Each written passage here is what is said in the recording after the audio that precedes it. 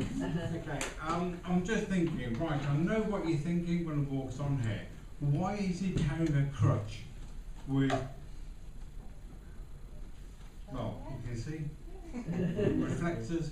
Now, it's a process of illumination really, so if you think about it, right, I've either broken my leg, which I haven't, or maybe lights reflect from it. Now, why would he do that?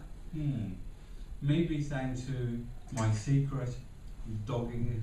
See, now you've got it, now you want to buy one. Where he came from. Okay, right, why the crutch? Well, I do think I need to let you know that there is a medical condition which I'm very open about. I'm very happy to discuss it quickly. I think I do need to be told, maybe you should draw attention to the plight. It is MS.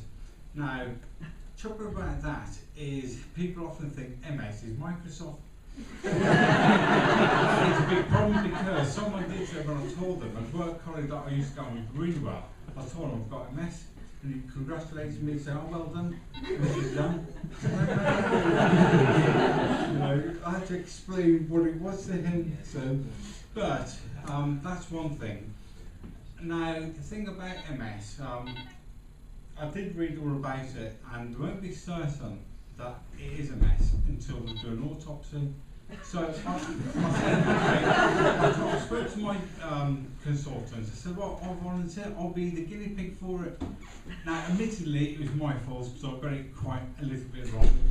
Now, the word, I mistook it, and I said, look, I've got experience in training and development and teaching things like Excel macros. So I mistook it for autonomy. And so I said, no, it's autopsy is what the Americans use for a post-mortem. And that's where I thought, maybe not in that case. I would ask some serious questions about things like, am I considering Switzerland? Well, it's on the media, it's in the news all the time. And I said, well, okay, I don't see a point because A, I've got a nice watch, I'm happy with it. Unfortunately, I don't have a Swiss bank account, yes. And at the end of the day, it really dawned on me what they were getting at. I said, well, knowing me, then at the end of the day, I'll be looking for a buy one, get one free deal. But you don't actually know that I've got Polish connections. My name is Polish. My parents were born in Poland. We were all born here.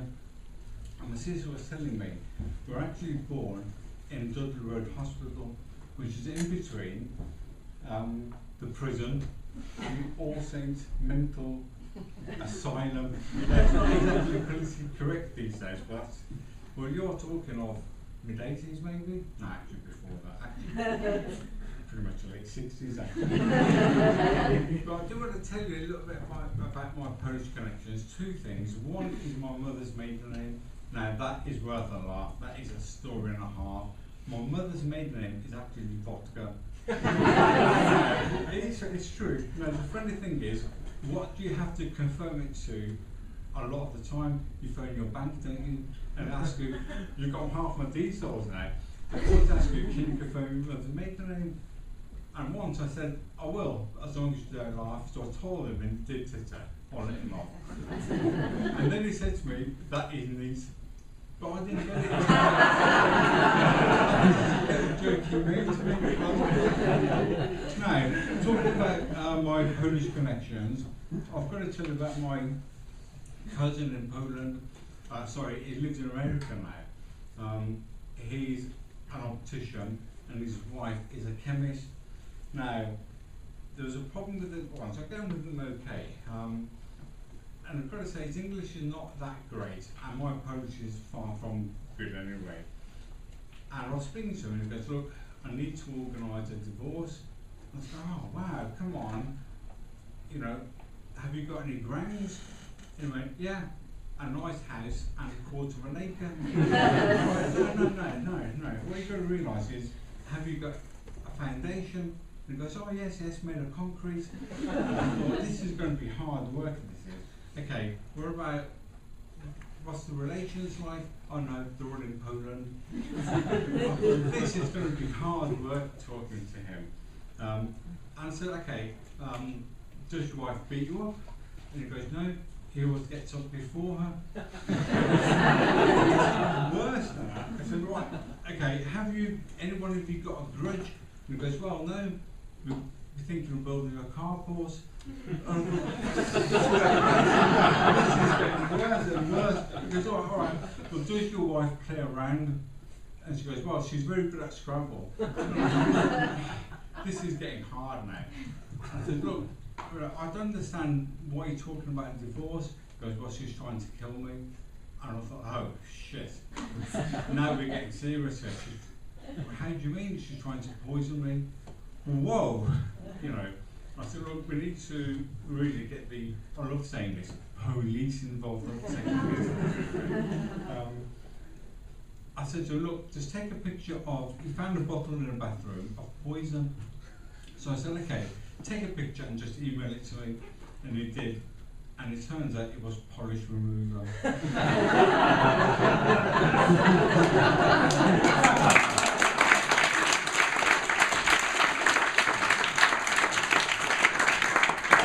Condition, I've got to really think about my future. So I have thought about this, and I thought 4 years ago, I thought, great, there's something come up.